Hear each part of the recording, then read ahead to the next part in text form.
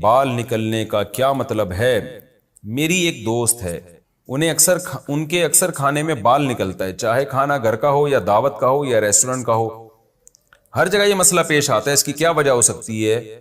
اس بارے میں اگر کوئی دعا ہو تو رہنمائی فرما دیں۔ صبا صاحبہ نے پوچھا ہے، آپ کی دوست جو ہے نا، ان کو بتا دیں کہ یہ کوئی مسئلہ نہیں ہے، یا تو ان کے اپنے بال بہت کمزور ہیں، وہ اس میں گر رہے ہیں، یا کوئی باورچی ایسا ہے جو سر پہ کیپ پہنے بغیر نماز کھانا بنا رہا ہے، اس کے بال گر رہے ہیں، یا یہ کہ کچھ بھی نہیں ہے تو پھر انہی کی آنکھ میں خدا نخواستہ معذرت کے ساتھ کہیں بال تو نہیں ہے جو ان کو ہر جگہ نظر آ رہا ہے۔ تو ایسا کچھ بھی نہیں ہے، کھانے میں بال اگر ان کے نکل رہے ہیں تو کھانا گندا ہونے کی علامت ہے کہ کوئی کہیں سے بال گر رہے ہیں اس کے اندر، یا ان کی نظر بہت تیز ہے، وہ بال جو عام لوگوں کو نظر نہیں آتا ان کو نظر آ رہا ہے، تو بس بال نکلا کرے تو باورچی سے جا کے پوچھا کریں، بھائی صفائی کا خیال کرو، اور یہ کیا کر رہے ہو، تمہارے بال کیوں گر رہے ہیں اس کے اندر، یا یہ کھاتے ہوئے ان کے اپنے نہ گر رہے ہوں کہیں، اور کوئی جادو جن ٹونا وونا یہ سب یہ جو ہے نا اس کے نام پہ روحانی علاج والے ان کو الو بنائیں گے اور ان کی دکانیں چلیں گی۔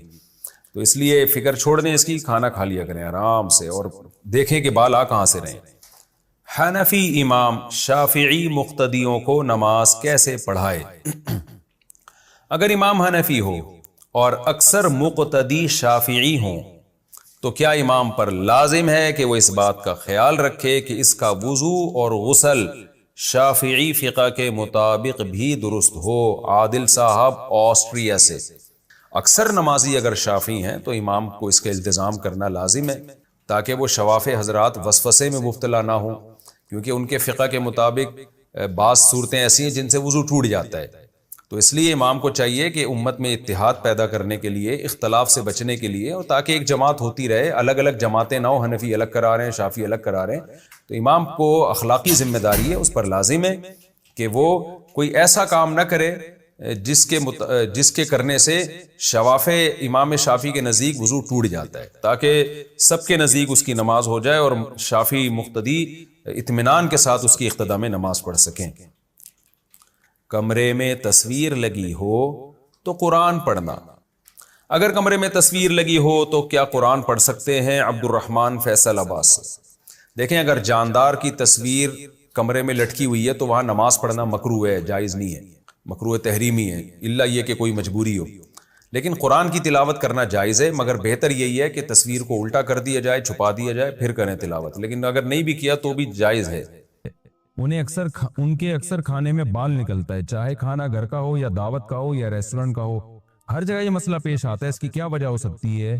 اس بارے میں اگر کوئی دعا ہو تو رہنمائی فرما دیں۔ صبا صاحبہ نے پوچھا ہے، آپ کی دوست جو ہے نا، ان کو بتا دیں کہ یہ کوئی مسئلہ نہیں ہے، یا تو ان کے اپنے بال بہت کمزور ہیں، وہ اس میں گر رہے ہیں، یا کوئی باورچی ایسا ہے جو سر پہ کیپ پہنے بغیر نماز کھانا بنا رہا ہے، اس کے بال گر رہے ہیں، یا یہ کہ کچھ بھی نہیں ہے تو پھر انہی کی آنکھ میں خدا نخواستہ معذرت کے ساتھ کہیں بال تو نہیں ہے جو ان کو ہر جگہ نظر آ رہا ہے۔ تو ایسا کچھ بھی نہیں ہے، کھانے میں بال اگر ان کے نکل رہے ہیں تو کھانا گندا ہونے کی علامت ہے کہ کوئی کہیں سے بال گر رہے ہیں اس کے اندر، یا ان کی نظر بہت تیز ہے، وہ بال جو عام لوگوں کو نظر نہیں آتا ان کو نظر آ رہا ہے، تو بس بال نکلا کرے تو باورچی سے جا کے پوچھا کرے، بھائی صفائی کا خیال کرو، اور یہ کیا کر رہے ہو، تمہارے بال کیوں گر رہے ہیں اس کے اندر، یا یہ کھاتے ہوئے ان کے اپنے نہ گر رہے ہوں کہیں، اور کوئی جادو جن ٹونا وونا یہ سب یہ جو ہے نا اس کے نام پہ روحانی علاج والے ان کو الو بنائیں گے اور ان کی دکانیں چلیں گی۔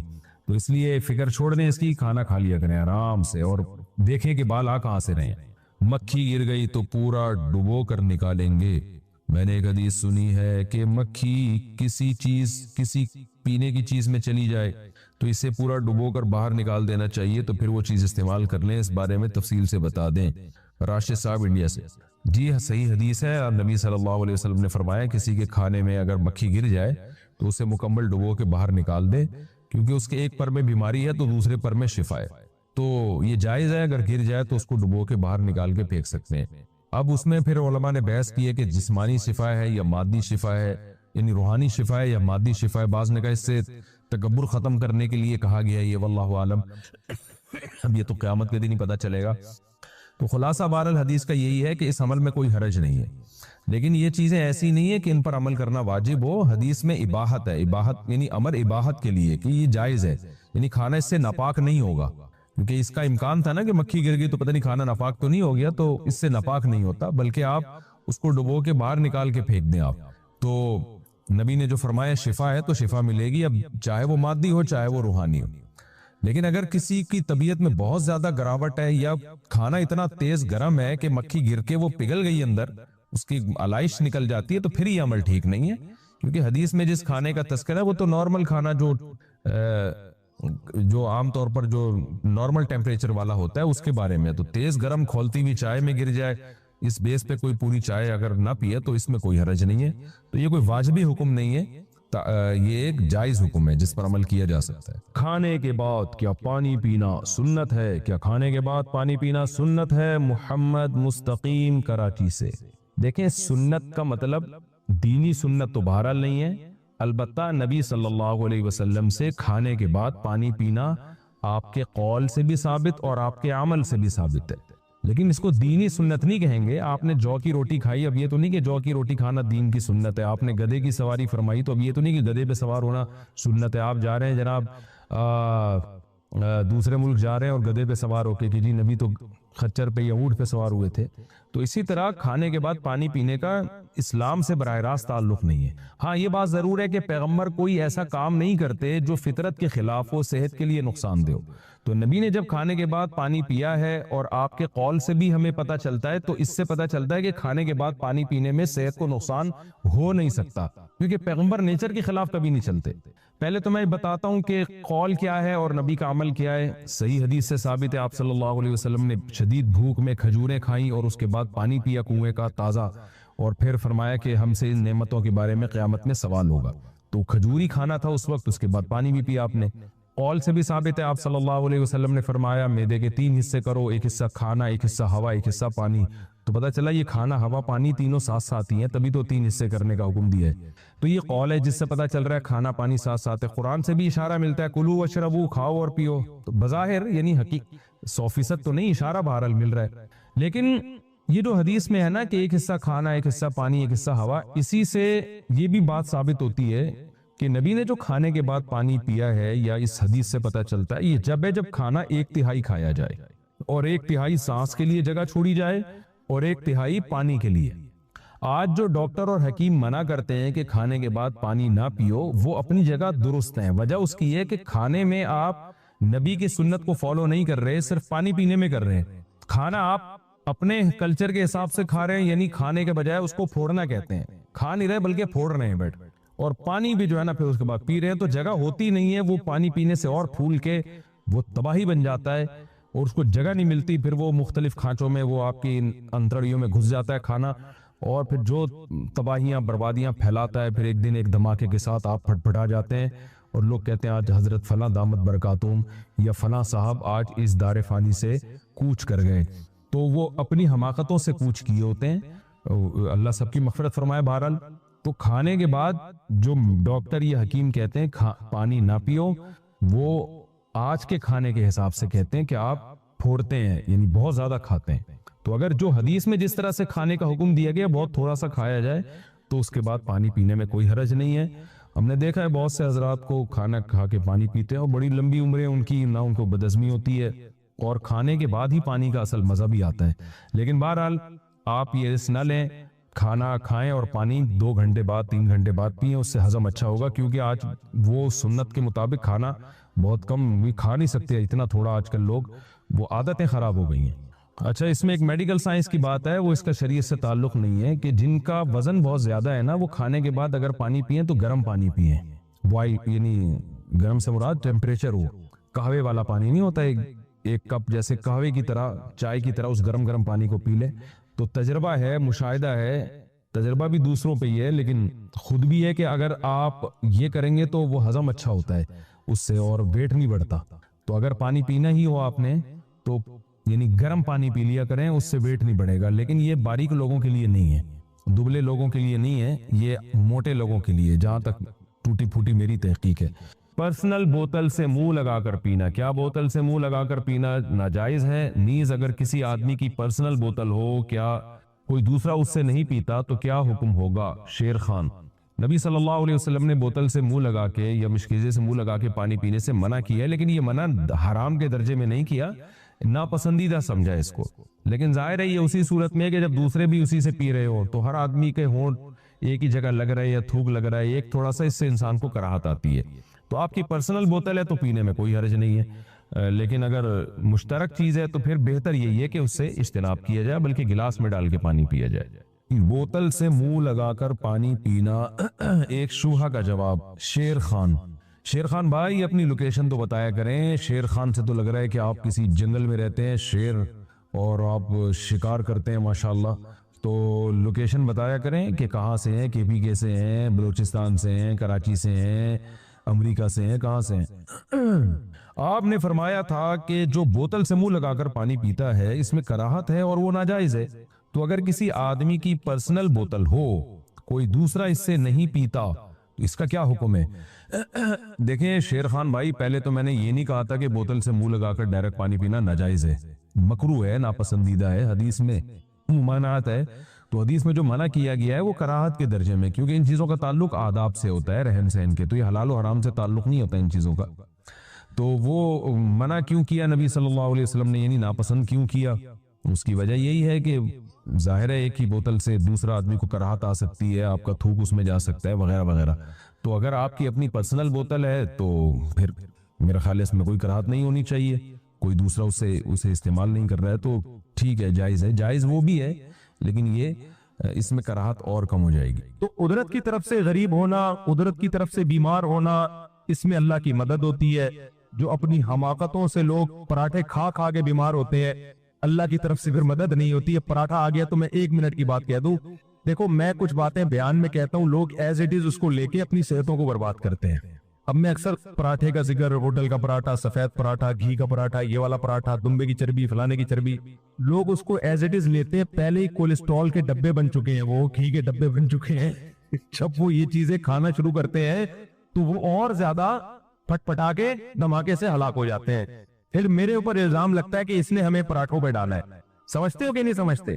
ایک چھوٹی سی بات آپ سے کر دوں تاکہ پراٹھے اور گھی کی چربی، آپ کی دمبے کی چربی سمجھ میں آئے. آپ ایک تو میں نے تو دمبے کی چربی پہ بیان کیا ہے، اس میں نے ورزش کا بھی تذکرہ کیا ہے. اب آپ چربی تو کھا رہے ہو دمبے کی، ایکسرسائز بالکل بھی نہیں. ابھی میں یورپ گیا نا، بعض ڈاکٹروں نے کہا یار آپ نے کیا لوگوں کو فیٹ پہ لگا دیا، دمبے کی چربی پہ لگا دیا، پہلے ہی لوگ کولیسٹرول کے مریض بنے ہوئے. میں نے کہا ڈاکٹر صاحب ہم نے چربی پہ لگا کے لوگوں کو تھوڑا سا واکنگ کا، جاگنگ کا مشورہ بھی دیا ہے کہ انرجی یوٹیلائز بھی کرو، کم بھی کھاؤ، یہ بھی بولا ہے. اب یہ تھوڑی کہ 3-4 پراٹھے پھوڑنے کے بعد آپ دمبے کی چربی بھی کھا رہے ہو بیٹھ کے، وہ تو مرو گے. تو ایسے ہی ہے جیسے 4 شادیوں والا بیان تو سن لیا، عدل و انصاف والا بیان، وہ اس دن اتفاق سے اس بیان میں آئے نہیں تھے. وہ ایسے ہے نا، ایک آدمی گیا، بھائی یہ کلپ پورا بنا دینا جو جہاں سے شروع کیا، یہ بیچ میں نا گڑبڑ ہو جاتی ہے، ادھوری باتیں آ رہی ہوتی ہیں. ایک آدمی بیان میں، وہ ایک آدمی کے سروے کے لیے گیا تو گورنمنٹ کے کسی پروجیکٹ پہ کام ہو رہا تھا. ایک آدمی گڑھا کھود رہا تھا اور دوسرا اس گڑھے میں مٹی ڈال کے بند کر رہا تھا. اس نے دیکھا یار یہ عجیب حماقت والا کام ہو رہا ہے کہ ایک بندہ گڈھا کھودتا ہے، دوسرا مٹی ڈال کے اس گڈھے کو بند کر دیتا ہے. اس سے مجھے یہ کیا کہانی ہے؟ اس نے کہا بھائی گورنمنٹ نے ایک پروجیکٹ دیا ہے درخت لگانے کا، اس علاقے میں ہم نے اتنے سینکڑوں درخت لگانے. تو اس نے کہا پھر یہ درخت تو لگ نہیں رہا. اس نے کہا اصل میں یہ وہ بندہ ہے جس کا کام ہے گڑھا کھودنا، یہ وہ بندہ ہے، ایک بندہ وہ ہے جس کا کام ہے درخت لگانا، تیسرا یہ بندہ ہے جس کا کام ہے واپس مٹی بھرنا. تو جس کا کام درخت لگانا تھا وہ اتفاق سے چھٹی بھی گیا ہوا ہے، تو باقی دونوں اپنا کام نمٹا رہے. تو دمبے کی چربی والا میرا بیان سن لیتے، جس دن میں نے ایکسرسائز کے فضائل بیان کیے ہوتے اس دن وہ چھٹی پہ ہوتے ہیں. 4 شادیوں والا بیان میرا سن لیتے، جس دن میں نے حقوق کی بات کی ہوتی ہے اس دن وہ لوگ چھٹی پہ ہوتے ہیں. 2 پٹھان ہوٹل کے پراٹھوں والا بیان سن لیتے، جس دن میں نے ورزش کی اور پھر ایک دن ایک ٹائم کے کھانے کے ناغے کی بات کی ہوتی ہے اس دن وہ اتفاق سے چھٹی پہ ہوتے ہیں. تو خوب سمجھ لیں آپ پراٹھے پھوڑے تو اللہ کی نعمتیں یار، کھانے پینے کے لذتیں کون قربان کرے گا؟ پھر رہ کیا گیا؟ ہم تو پیتے پلاتے تو ہے نہیں، اللہ کا شکر ہے. تو یہی تو ہمارے مزے ہیں زندگی کے. تو اب اس میں ایک چیز کا خیال کیا کریں کہ 40 سال کے بعد آپ لپڈ پروفائل کا ٹیسٹ لازمی کرائیں، کولیسٹرول لیول چیک کریں اپنا. میں چیک کرتا ہوں، سال میں 1 آدھ دفعہ کر لیتا ہوں یہ کام، 1 سال میں نہیں تو 2 سال میں تو کر لیتا ہوں. تو میری تمام رپورٹس الحمدللہ کلیئر ہیں، شوگر کی بھی اور کولیسٹرول کی بھی اللہ کے فضل سے. باقی پھر بھی اللہ مارنے پہ آ جائے تو ہم نے بڑے بڑے کلیئر لوگوں کو دیکھا بیٹھے بیٹھے لگ جاتے ہیں. تو میں اپنے بارے میں کوئی فنڈر گیری کا دعویٰ نہیں کر رہا کہ مجھے کچھ نہیں ہوگا. جب ہونا ہوتا ہے تو بیٹھے بیٹھے ہو جاتا ہے. اونٹ پہ بیٹھے ہوئے آدمی کو کتا کاٹ لیتا ہے. تو میں اس خوش فہمی میں نہیں ہوں کہ ہم نہیں مریں گے, ہمارے ساری رپورٹیں کلیئر ہیں, شوگر کی بھی, کولیسٹرول کی بھی, فیٹ کی بھی ایک کم ہوکے کی رپورٹ ہے, تو کچھ بھی نہیں ہوگا. بہت بڑے بڑے رپورٹیں کلیئر ہیں, دیکھیے رات کو سوئے صبح پولیس سے بھی نہیں اٹھا. مائیکل جیکسن کی مثال ہمارے سامنے ہے. لیکن اسباب کے حد تک تو ہم نے کام کر لیا نا. اب اگر مر بھی گئے, بیمار ہو گئے, تو یہ کس کی قدرت سے ہوں گے؟ اللہ کی قدرت سے ہوں گے, اپنی طرف سے. بھائی جو بہت وہمی بھی نہیں بنو کہ ہر وقت رپورٹیں ہی کراتے رہو بیٹھ کے. مان لوگ وہمی ہو جاتے ہیں, ہر وقت رپورٹیں ہیں, اتنا بھی نہیں. لیکن 40 سال کے بعد اس جو غذائیں ہم لوگ کھا رہے ہیں, جس انوائرمنٹ میں ہم لوگ رہ رہے ہیں, یہاں یہ میں سمجھتا ہوں ضروری ہے کہ آپ سال میں ایک دفعہ شوگر کا اور کولیسٹرول کا, لپڈ پروفائل میں سب چیزیں آ جاتی ہے, وہ ٹیسٹ لازمی کرا لیں. شوگر کا تو الگ سے کرانا پڑے گا. کیوں؟ جو لوگ نہیں کراتے نا, اور فنٹر گیری یاد ہے, ٹیسٹ ویسٹ سے کچھ نہیں ہوتا. جب وہ بیمار ہوتے ہیں نا تو خون کے آنسو ہوتے ہیں وہ. پھر صرف پراٹھے نہیں چھوٹتے, پھر اور بہت ساری چیزیں چھوڑ جاتی ہیں ان کی. سمجھتے ہو کہ نہیں سمجھتے؟ میں ایسے لوگوں کو جانتا ہوں, میں نے ان سے کہا یار آپ 50 سال کے ہو گئے, آپ بی پی تو چیک کیا کرو اپنا. اب یہ چیک ویک کرنے سے آدمی وہمی ہو جاتا ہے. تھوڑے دنوں میں مارکیٹ سے کیا ہوا ہے, شارٹی ہو. اچانک بی پی ان کا ہائی ہوتا تو ان کو پتہ. بلڈ پریشر خاموش قاتل ہے. بلڈ پریشر کیا ہے؟ خاموش قاتل. پتہ ہی نہیں چلتا کب کڈنی پہ اٹیک کر کے کڈنی کا بیڑا غرق کر دے اور کب برین ہیمریج ہو جائے. تو ہماری صحتیں وہ نہیں ہے جو یورپ میں لوگوں کی ہیں, گوروں کی ہیں. میں 3 ہفتے تقریباً یورپ میں رہا ہوں, پراٹھے بھی کھائے, سب کچھ کھایا, ایک دن بھی پیٹ نہیں خراب ہوا. پتہ نہیں پانی ہے, ہوائیں کیا ہے, یہاں آتے ہی ایک دم سیٹنگ آؤٹ ہونا شروع ہو گئی.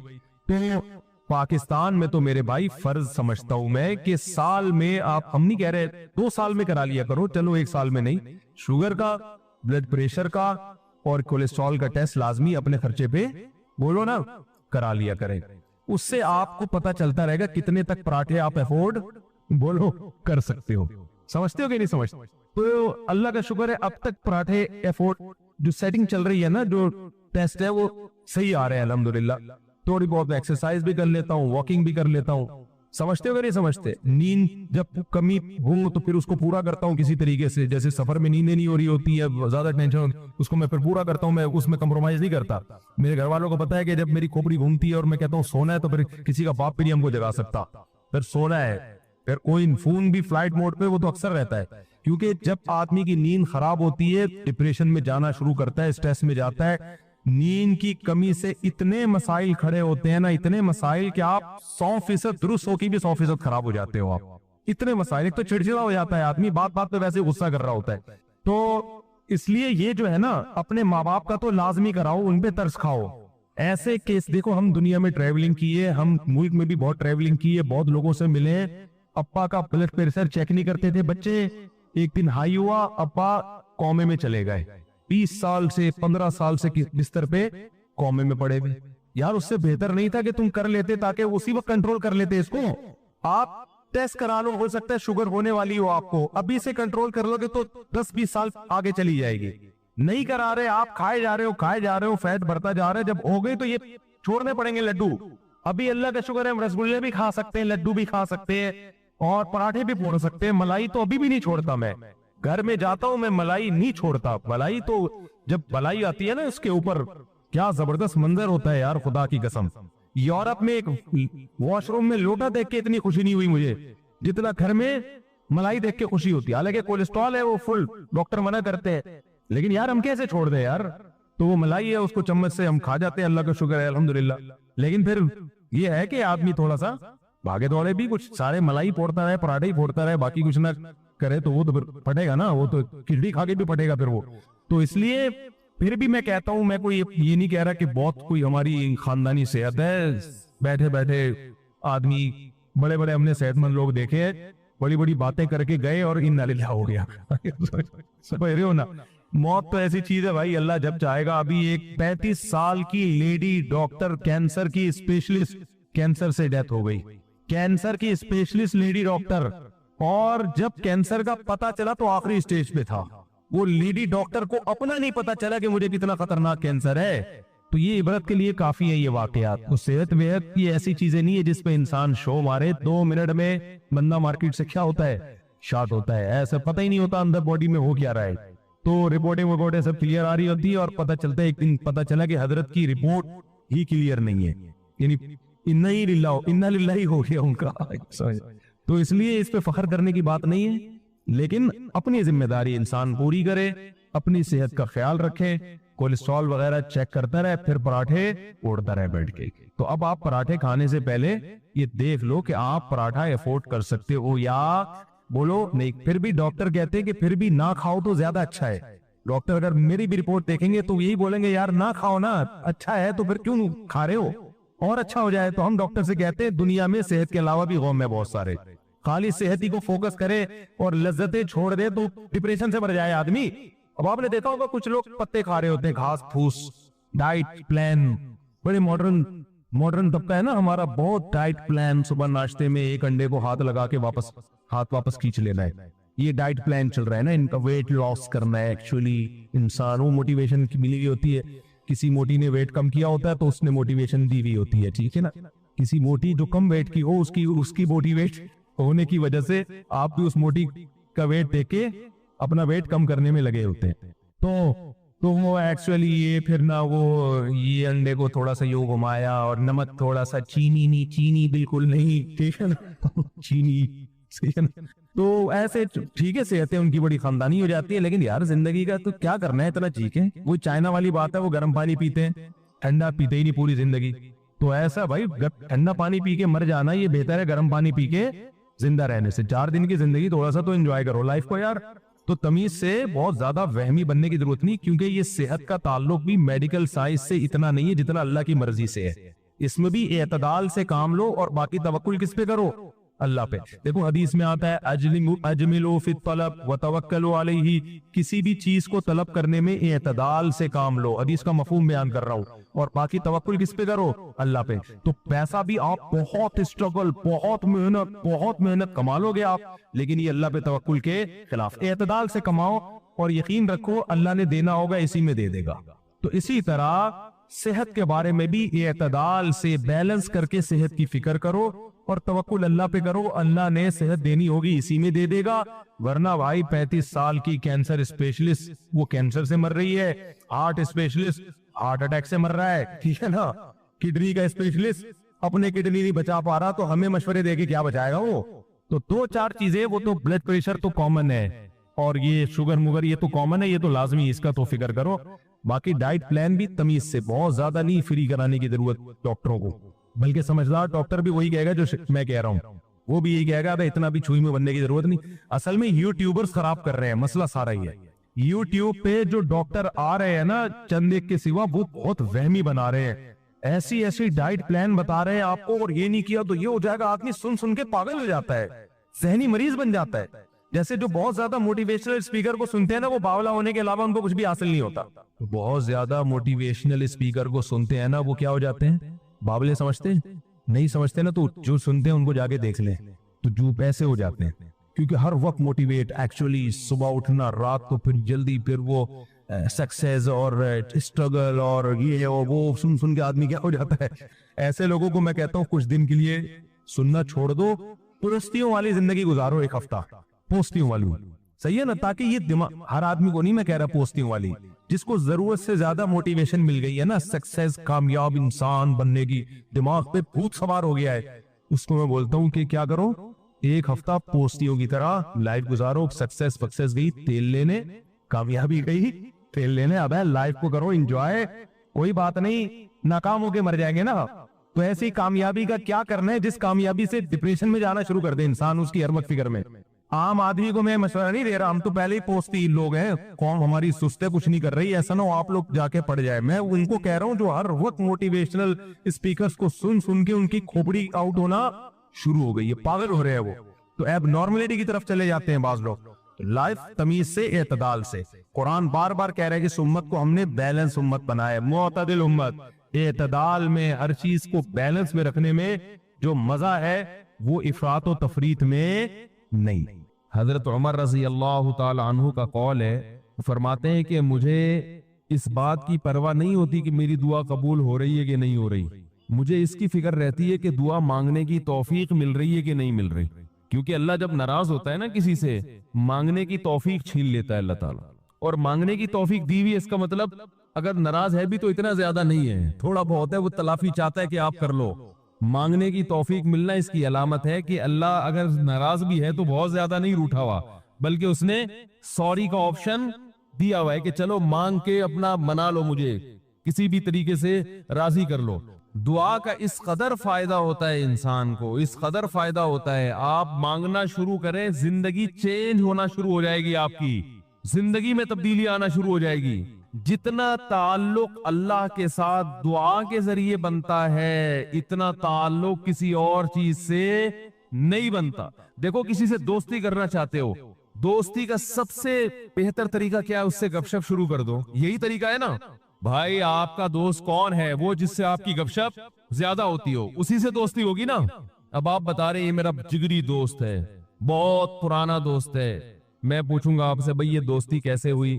یہ دوستی بھائی ایسے ہوئی کہ میں جس کالج میں پڑھتا تھا وہیں یہ بھی یہی پڑھتا تھا، تو کیا کرتے تھے آپس میں؟ کوئی بات چیت ہوتی تھی؟ بات چیت تو نہیں ہوئی کبھی زندگی میں، تو پھر دوستی کیسے ہو گئی؟ پڑھتے تو بہت سارے لوگ ہیں۔ دوستی کے لیے سب سے پہلی چیز کیا ہے؟ بات چیت۔ دعا میں انسان بات چیت شروع کر دیتا ہے، کس کے ساتھ؟ اللہ کے ساتھ، تو اللہ اور بندے کا کنیکشن مضبوط ہونا شروع ہو جاتا ہے۔ اس لیے اہل اللہ کو تو اس کی پرواہ نہیں ہوتی کہ میری دعا قبول ہو بھی رہی ہے کہ نہیں ہو رہی ہے، وہ کہتے ہیں ہمیں مانگنے کی توفیق مل رہی ہے۔ معذرت کے ساتھ تھوڑی میں ابیوز لینگویج استعمال کرتا ہوں کہ بھاڑ میں جائے قبول ہونا، ٹھیک ہے نا؟ ہمیں تو اس بادشاہ کے دربار میں ہاتھ پھیلانے کی توفیق مل رہی ہے، بس ہمارے لیے اتنا کافی ہے، تعلق بحال ہے ہمارا اس سے۔ تو میں یہ عرض کر رہا تھا کہ کبھی ہماری جو دعائیں قبول نہیں ہوتی بسا اوقات اس کی وجہ یہ ہوتی ہے کہ ہمارا وہ عمل دعا ہوتا ہی نہیں ہے۔ جب دعا ہی نہیں ہوتا تو پھر اس میں قبولیت کہاں سے آ گئی؟ وہ تو ہم پڑھ رہے ہوتے ہیں الفاظ رٹا لگا کے ایک چیز کو، یعنی ایک پڑھنے کے انداز میں ہوتی ہے، وہ اس میں جذبات ہی نہیں ہوتے۔ جذبات کن لوگوں کے ہوتے ہیں؟ امام بخاری رحمہ اللہ تعالیٰ کی سوانے پڑھیں آپ، بچپن میں نابینا ہو گئے، والدہ تو آپ کو بڑا علم سکھانا چاہتی تھی، پریشان کہ اللہ یہ تو میرا بچہ ہی نابینا ہو گیا، تو رات کو مصلی پہ گڑ گڑا کے دعا مانگنا شروع کی، اے اللہ میرے بچے کی بینائی واپس لوٹا دے، اللہ اس کی بینائی واپس لوٹا دے۔ اتنا مانگا ہے کہ روتے روتے دعا مانگتے مانگتے آنکھ لگ گئی، خواب آیا، دو فرشتے آپس میں بات کر رہے ہیں کہ اللہ نے اس عورت کی دعا قبول کر لی ہے اور اس کے بچے کو بینائی لوٹا دی ہے۔ جب آنکھ کھلی ہے تو دیکھا کہ بچے کی بینائی واپس لوٹ چکی تھی، بینائی واپس لوٹ چکی تھی۔ ہندوستان میں ایک بزرگ تھے، رمضان نام تھا ان کا، یہاں کراچی ہجرت کر کے آ گئے تھے ہندوستان سے، تو جو کوئی اس طرح کے بڑے لوگ ملتے تھے نا جو بھی نیک ہوں پرہیزگار ہوں، تو میں ان سے تھوڑا سا انٹرویو لیتا تھا کہ آپ نے کوئی ایسی کوئی واقعہ دیکھا ہو، کوئی کرامت دیکھی۔ انہوں نے اپنا بڑا دلچسپ واقعہ سنایا، فرماتے ہیں کہ میں نے اپنی آنکھوں سے دیکھا کہ ہندوستان کے ایک علاقے میں جو بلوائی تھے نا، جو بلوا کرنے والے ہندو تھے، انہوں نے، دہشت گردوں نے مسلمانوں کے علاقوں پہ حملہ کر دیا۔ مسلمان بہت تھوڑے تھے، مقابلہ نہیں کر سکتے تھے۔ تو کہتے ہیں کہ ایک بزرگ تھے وہیں کہیں مظاہر علوم کے یا دیوبند کے، مقصد میرا یہ نہیں ہے کہ وہ دیوبند کے علاوہ کوئی بزرگ نہیں ہوتا، وہ چونکہ واقعہ ان کا اس لیے، کوئی لوگ اس پہ بھی کہتے ہیں کہ اپنے مسلک کو وہ کرنا ہے، وہ اتفاق سے تھے وہاں کے، تو اس لیے میں نے بول دیا۔ تو وہ مکان کی چھت پہ کھڑے ہو گئے اور اللہ سے دعا مانگنے لگے، بہت گڑ گڑا کے دعا مانگی انہوں نے کہ اللہ ان لوگوں کے شر سے ہمیں بچا لے۔ تو یہ جو واقعہ سنانے والے تھے نا، انہوں نے مجھے خود بتایا، کہتے میں نے اپنی آنکھوں سے دیکھا کہ گھوڑوں پہ آسمان سے فرشتے نازل ہو رہے ہیں اور ان کے ہاتھ میں بڑی بڑی راڈیں ہیں، گزن ہیں، اور وہ زمین پہ نازل ہو کر انہوں نے ان بلوائیوں کے خلاف حملہ کر دیا، مارا ان کو۔ میں نے جب یہ واقعہ ایک دفعہ بیان کیا تو یوٹیوب پہ جب یہ واقعہ گیا تو اس علاقے کے جو مسلمان تھے ان کے کمنٹس آئے کہ یہ واقعہ یہاں پر ہوا ہے اور اس گاؤں میں ہوا ہے۔ نہیں آئی بات سمجھ میں؟ تو یہ کیا ہے؟ دعا مانگنے والے کی جو دعا ہے نا اس میں طاقت تھی، وہ مانگ رہا تھا گڑ گڑا کے۔ آپ نے دیکھا ہوگا آج کل ہم نماز استسقا پڑھتے ہیں، بارش پھر بھی نہیں ہوتی، عموماً ایسا ہی چل رہا ہے سسٹم جو چل رہا ہے نا، نماز استسقا پڑھ رہے ہیں، بارش نہیں ہو رہی، تو اللہ سے اچھی امید رکھتے ہیں کہ قبول ہوتی ہوں گی دعائیں، لیکن پہلے دعائیں نماز استسقا کی فوراً قبول ہوتی تھی اور ان کا ظاہر بھی قبول ہوتا تھا۔ یہ ہم نے بھی اپنے بڑوں سے بھی سنا، میری دادی نے اللہ ان کی مغفرت کرے خود بتایا، انہوں نے بتایا کہ ہندوستان میں جب بارشیں برسنا ختم ہو جاتی تھی تو مظاہر علوم سے، دیوبند سے علماء کی ایک جماعت نکلتی تھی، سہارنپور سے، اور عورتیں، بچے، مرد، بوڑھے سب ان کے ساتھ نکل کے میدان میں جاتے تھے. خود انہوں نے اپنا واقعہ سنایا. کہہ رہے ہم جاتے تھے میدان میں بوسیدہ کپڑے پہن کے. نماز استسقاء میں یہی ہے نا کہ بوسیدہ کپڑے پہن کے جاؤ, اپنے مواشی کو بھی لے کر جاؤ اور شہر سے باہر جاؤ اور دھوپ میں اللہ سے گڑگڑا کے دعائیں مانگو. تو کہتے ہیں ہم جب جایا کرتے تھے بارش کی دعا مانگنے کے لیے تو اتنا یقین ہوتا تھا کہ بارش ہوگی کہ تمبو ساتھ لے کر جاتے تھے کہ جب بارش ہوگی نا تو وہاں دیگیں پکیں گی اور کھانا کھایا بھی جائے گا, خوشی میں کھلایا بھی جائے گا. تو وہ کھانے کا سامان گھر سے لے کر جایا کرتے تھے. اور انہوں نے بتایا کہ ہم نے خود دیکھا ہے کہ نماز استسقاء کے لیے دعائیں ہو رہی ہیں اور آسمان پہ بادل آئے اور بارش برسنا شروع, اور ہم سب کیا کر رہے, تمبو لگا کے کھانا کھا رہے خوشی میں. یہ میں نے خود سنا. نمازی تھی ماشاءاللہ, پرہیزگار تھی. مولانا عبد الرحیم رائے پوری رحمۃ اللہ علیہ سے بیعت بھی تھی وہ. یہ اس لیے فضائل سنا رہا ہوں کہ بھئی امید ہے کہ انشاءاللہ جھوٹ نہیں بولا ہوگا انہوں نے. وہ جھوٹ کیوں بولیں گی بھائی, ان کو کوئی پیسے مل رہے تھے. یہاں ہمارے پڑوس میں یہی اسی مسجد میں سامنے ایک ڈاکٹر صاحب رہا کرتے تھے, آپ کو معلوم ہوگا. یہاں ایک ڈاکٹر صاحب رہتے تھے نا سامنے والے گھر میں. ان کے والد صاحب بھی بوڑھے آدمی تھے. اللہ تعالیٰ اگر زندہ ہیں تو اور عمر میں برکت دے, انتقال ہو گیا تو اللہ ان کی مغفرت کرے. میرے سے بڑی گپ شپ تھی ان کی. مجھے بس یہ کہتے تھے آپ اتنے پتلے کیوں ہیں. اب تو میں تھوڑا موٹا ہو گیا تھا, بہت ہی پتلا تھا. کہہ رہے ہیں آپ مولوی ہو کے اتنے باریک سے کیوں ہیں. وہ ایسی گپ شپ میں مذاق کرتے تھے. تھے جڑے ہوتے ہیں نا کچھ زندہ دل قسم کے, لاہور کے تھے, پنجاب کے اصل. تو انہوں نے بھی, ان سے بھی گپ شپ ہوتی تھی. انہوں نے بھی ایسے, میں نے ان کو بتایا کہ ہماری دادی سے ہم نے سنا کہ وہاں ہندوستان میں جب جایا کرتے تھے نماز استسقاء کے لیے تو بارش ہو جاتی تھی. آپ نے کبھی ایسا دیکھا؟ انہوں نے کہا ہم نے خود اپنی آنکھوں سے دیکھا. انہوں نے اپنے 2 واقعات سنائے. ایک انڈیا کا, وہ انڈیا کے پنجاب سے ان کا تعلق تھا. کہنے لگے کہ ایک مرتبہ بارش رک گئی تو ہم بارش کے لیے یعنی دعا مانگنے کے لیے نماز استسقاء کے لیے گھر سے نکلے. سنت یہ ہے کہ نماز استسقاء میں آپ ایک تو آبادی سے دور جائیں, نمبر 2 تھوڑے بوسیدہ کپڑے پہن کے جائیں, سب جائیں, بچے بھی جائیں, عورتیں بھی جائیں, مرد بھی جائیں, بوڑھے بھی جائیں, سب لوگ جائیں, اور بہت لمبی دعا مانگی جائے, بہت اطمینان کے ساتھ دعا مانگی جائے. تو کہتے ہیں کہ ہم جب نکل کے جا رہے تھے تو ہندو یہ کہہ رہے تھے یہ موسلے بارش برسانے جا رہے ہیں. یعنی ہندوؤں کو اتنا یقین تھا, موسلے کہتے ہیں نا, موسلی ہندو زیادہ تر موسلے ہی کہتے ہیں مسلمانوں. تو کہہ رہے تھے کہ یہ کیا کرنے جا رہے ہیں, موسلے بارش برسوانے جا رہے ہیں. کہتے ہیں کہ جب گئے ہیں دعا مانگی ہے, انتہائی شدید گرمی. آج نماز استسقاء بھی ایئر کنڈیشن ہال میں ہوتی ہے, اور توبہ ووبہ کا تو کوئی تصور ہوتا ہی نہیں ہے, کوئی گناہوں سے توبہ بھی کرے. وہ تو یہی ہوتا ہے اللہ میں پھر فلم دیکھوں گا, جیسی بارش ہوگی تو میں کیا دیکھوں گا جا کے. تو گناہ سے تو قرآن کیا کہتا ہے, یا قوم استغفروا ربکم, گناہوں سے معافی مانگو, یرسل السماء علیکم مدرارا, آسمان سے موسلا دھار بارشیں برسائے گا. تو نماز استسقاء کا جو کانسیپٹ تھا وہ یہ تھا کہ آپ اللہ سے اپنے تمام گناہوں کی معافی مانگیں. تو گناہوں کی معافی کا تو ہمارے ذہن میں ہی نہیں ہوتا, اور وہ امام پہ ڈال دیتے ہیں جو بیچارہ دعا مانگ رہے ہیں کہ اس کی وجہ سے قبول نہیں ہوئی. وہ تو اخلاص سے مانگ رہا ہوتا ہے. مسجد کا امام جو ہے وہ پبلک میں ایسے ایسے ماشاءاللہ بدماشوں کی کثرت ہوتی ہے. کوئی بہن کی وراثت کھا کے بیٹھا ہے, کوئی یتیم کا مال دبا کے بیٹھا ہوا ہے. چلو اب دبا لیا, مال کھا لیا, اب توبہ تو کرنا کہ اللہ میں واپس دے دوں گا. وہ نہیں ہوتا, اللہ میں قحط سے مر جاؤں, بارش نہ ہو کوئی مسئلہ نہیں ہے, میں مر جاؤں گا قحط سے, مگر میں بہن کا پلاٹ واپس بولو بھائی نہیں کروں گا. تو پھر کہاں بارش ہوگی میرے بھائی. اللہ کہہ رہے ہیں تم بدماشی چھوڑنے کے لیے تیار نہیں ہے. تو وہ انہوں نے اپنا واقعہ سنایا کہ ہم گئے, ہم نے دعا مانگی, اور وہ جو ہمارے امام صاحب تھے انڈیا میں, کوئی جالندھر یا کوئی لدھیانہ کا واقعہ ہے, کہہ رہے وہ سردے میں گئے ہیں اور اوپر سے اتنی شدید گرمی تھی کہ وہ ہماری کمر جو ہے نا دھوپ کی وجہ سے ایسا لگ رہا تھا جل جائے گی. مگر امام صاحب جو سردے میں جا کے روئے ہیں اور پبلک کو رلایا انہوں نے کہ اللہ جب تک بارش برسے گی نہیں یہاں سے ہم ہلیں گے نہیں. یہ اب دیکھیں جس کو اطمینان ہوگا وہ اتنی دیر تو سردے میں پڑا رہے گا, ورنہ وہ کہے گا یار کچھ ہونے والا تو ہے نہیں, خام خامے کمر جلا کے آ جاؤ. کہہ رہے وہ انہوں نے گڑ گڑائے ہیں, وہ ایسا گڑ گڑائے ہیں, اور کمر ہماری جل جل کے لگ رہا تھا کہ وہ خراب ہی نہ ہو جائے.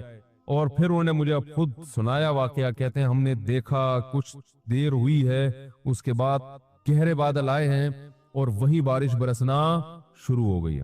اور کہہ رہے جب تیز بارشیں ہوئی ہیں تو ہم جب واپس آ رہے تو ہندو ہنس رہے اور کہہ رہے تھے یہ موسلے بارش برسوا کے آ رہے ہیں. ہندوؤں کو بھی یقین ہوتا تھا یہ موسلے بڑے تیز ہیں. آج کا جو موصلہ ہے میرے بھائی ہم جیسے نالائقوں پر مشتمل ہے، تو پھر ہم اپنی ذمہ داری پوری نہیں کر رہے. اللہ کہتے تمہیں یقین نہیں ہے، تو پتہ نہیں کیا کر رہے ہیں یہاں بیٹھ کے ادھر توجہ. میں تو دیکھا ہے دعا مانگتے مانگتے نا جیب میں چیک کر رہے ہوتے ہیں کتنے پیسے پڑے ہوئے ہیں، چاہے 5,000 کا تو ہے نا، وہ خراب تو نہیں ہوا. ہاں وہ آمین، پھر وہ آمین، پھر وہ تھوڑی دیر میں یہاں کھو جائے گا، پھر ادھر کھو جائے گا. 10 کام ہو رہے ہیں، دل نہیں لگ رہا، ایک فارمیلٹی پوری ہو رہی ہے، تو یہ کیسے حساب چلے گا میرے بھائی؟ تو دعا قبول ہوتی ہے. بعض دفعہ ایسے ہوتی ہے جیسے میں نے آپ کو بتایا، اس طرح سے بھی ہوتی ہے کہ ادھر مانگی اور ادھر اللہ نے بارشیں برسانا شروع کر دی. اور بعض دفعہ دعا ایسے قبول ہوتی ہے، اچھا کچھ کر کے دعا مانگو تو زیادہ قبول ہوتی ہے. کچھ اللہ کے لیے کیا ہو نا، جیسے حدیث میں آتا ہے 3 آدمی غار میں بند ہو گئے. بڑا زبردست واقعہ ہے وہ حدیث میں. غار میں گئے تھے، اوپر سے پتھر لڑکا اور غار کا منہ بند، اب نکلنے کا راستہ ہی نہیں، اور ان کو کوئی آواز بھی نہیں باہر جا سکتی، فون وون تو ہوتا نہیں تھا پہلے. تو اب ان کو یقین ہو گیا کہ اب ہمارا انجام سوائے موت کے کچھ نہیں ہے، اس میں تڑپ تڑپ کے مرنا ہی اور کچھ نہیں ہوگا. تو تینوں نے کہا کہ بھائی دیکھو، اللہ کو اپنے کسی اچھے عمل کا واسطہ دے کے دعا مانگو. ہم میں سے کسی سے کوئی زندگی میں اچھی نیکی ہوئی ہو جو آپ سمجھتے ہو کہ بہت اچھی نیکی ہے، تو اس نیکی کا اللہ کو واسطہ دے کے دعا مانگی جائے. تو مشہور حدیث ہے، جلدی جلدی مکمل کرتا ہوں. ایک نے کہا، اللہ میں بکریاں چراتا تھا، گھر آیا، اپنے بچوں کو دودھ پلانے سے پہلے میں نے کہا والدین کو پلاؤں گا. والدین سو گئے تھے، تو ساری رات سرہانے ان کے سرہانے کھڑا رہا تھا میں سر کے پاس. ان کو جگاؤں گا بھی نہیں کہ نیند خراب ہو، اور ایسا بھی نہیں ہوگا کہ پہلے بچوں کو پلا دوں، پہلے ماں باپ بعد میں اپنے بچے. پوری رات پیالہ لے کے سر کے کنارے کھڑا رہا. جب صبح اٹھے تو پھر ان کو پلایا، اٹھا بھی نہیں رہا. والدین کی خدمت کتنی بڑی نیکی ہے دیکھو. اللہم ان کنت فعلت ذلک ابتغاء وجہک فاصرف عنا ما نحن فیہ فاکشف عنا ما نحن فیہ. اے اللہ اگر میں نے یہ تیرے لیے کیا تھا اور تجھے یہ میری نیکی پسند آ گئی ہے، تو آج جس مصیبت میں مبتلا ہیں اللہ اس مصیبت سے ہمیں نجات دے دے. کیسی اللہ کی قدرت، وہ پتھر ہلائے اپنی جگہ سے. پتہ چلا میرے بھائی، ماں باپ کی خدمت بڑی بڑی چٹانوں کو اپنی جگہ سے ہلا دیتی ہے بغیر کسی وجہ کے. اتنا بڑا عمل ہے یہ. آج تو برداشت نہیں ہوتا ہے، نہ باپ کی ڈانٹ برداشت ہوتی ہے، نہ ماں کی ڈانٹ برداشت ہوتی ہے. دیکھو اللہ چاہتے پورا پتھر ہلا دیتے، لیکن اللہ نے کہا کہ سب کا عمل سامنے آ جائے نا، تو اللہ نے تھوڑا سا ہلایا پتھر کے ابھی ہلکی سی ہوا آئے بس ہے بھائی، تاکہ باقی دو کی نیکیاں بھی سامنے. ویسے تو اللہ کو اتنا پسند آیا کہ اللہ چاہتے تو ہٹا دیتے نا پتھر. دوسرے نے دعا مانگی، اے اللہ میں اپنی چچا زاد بہن پہ عاشق تھا، اس سے زنا کرنا چاہتا تھا، وہ موقع نہیں دیتی تھی، بہت سخت عشق والی محبت تھی. بالآخر قحط پڑا، سب کچھ ختم ہو گیا، تو وہ میرے پاس آئی روٹی کے لیے. تو میں نے اس سے کہا ایک شرط پہ تجھے راشن دوں گا کہ تو میری حرام خواہش کو پورا کر. اور بالآخر مجھے اس پر قدرت ہوئی. جب میں زنا کے، وہ مجبور ہو گئی بیچاری، جب میں زنا کے بالکل قریب پہنچ گیا تو اس نے مجھے اللہ تیرے عذاب سے ڈرایا، اتق اللہ ولا تفض الخاتم الا بحقی، کہ تو یہ کام کر تو رہا ہے مگر تو اللہ سے ڈر. اے اللہ میں اس حالت میں کہ مجھے اس پر مکمل قدرت ہو چکی تھی اور میں عرصے سے تلاش میں تھا کہ یہ میری دسترس میں آئے. آج جب مجھے موقع ملا اور بالکل قریب پہنچ گیا زنا سے، تو اس نے مجھے کہا اللہ سے ڈر. تو اللہ میں تیرے خوف سے پیچھے ہٹ گیا. ان کنت فعلت ذلک ابتغاء وجہک، اے اللہ صرف تیرے لیے کیا تھا، اگر تو اس عمل کو قبول کرتا ہے تو آج جس مصیبت میں مبتلا ہیں اس مصیبت سے ہمیں نجات دے دے. حدیث میں آتا ہے پتھر مزید تھوڑا سا لڑک گیا، اور کیا ہے کہ دھوپ بھی آنا شروع، ہوا بھی، لیکن ابھی نکل نہیں سکتے تھے کیونکہ اللہ تیسرے کا عمل بھی سامنے لانا چاہتا تھا. تیسرے نے کہا اللہ میں فلاں شخص کے پاس مزدوری کیا کرتا تھا، مزدوری چھوڑ کے چلا گیا. ایک مزدور تھا میرے پاس، مزدوری لیے بغیر وہ چلا گیا، تو اس کی جمع پونجی سے میں نے کاروبار کیا، بہت کاروبار بڑھ گیا. بہت عرصے کے بعد وہ آیا تو اس نے کہا میری جو مزدوری تھی دے دو. تو میں نے کہا بھائی تیرے پیسے سے میں نے یہ بزنس کیا، یہ سینکڑوں اونٹ، گائے، بیل، بکریاں، یہ سب تیری ہیں. وہ بھی ایسا نیبو نچوڑ کم بغت ساری چیزیں اٹھا کے لے گیا. وہ اتنی معاملات میں آج کل کون صاف ہوتا ہے کہ بھئی تمہارے پیسوں سے کیا تو لے جاؤ. تو وہ بھی لے گیا، تو میں نے بھی دے دیا. میں نے کہا اللہ میں حرام کا نوالا نہ جائے میرے پیٹ میں. تو اللہ اگر میں نے تیرے لیے کیا تھا تو جس مصیبت میں مبتلا ہوں اس مصیبت سے ہمیں نجات دے دے. حدیث میں آتا ہے پتھر مزید لڑکا ہے، فخرجوا یمشون، بڑے آرام سے باہر نکل گئے. تو دیکھو اس سے پتہ چلتا ہے اللہ کے لیے کچھ قربانی دی ہو تو پھر دعائیں ٹھا کر کے قبول ہوتی ہیں. جو لوگ بینک کی ملازمت چھوڑ دیتے ہیں، بڑی قربانی ہے. ان کی دعائیں بہت تیزی سے قبول ہوتی ہیں. داڑھی رکھنے کا ماحول نہیں ہے لیکن آپ رکھ لو اللہ کے لیے, دعائیں انشاءاللہ تیزی سے قبول ہونا. بولو نا بھائی کیا جا رہا ہے, بولے کیوں قبول ہوتی ہے بھائی؟ سارا دن اللہ کے لیے بھوک پیاس کو برداشت کیا, تو اب اللہ کہتے ہیں تو نے میرے لیے قربانی دی.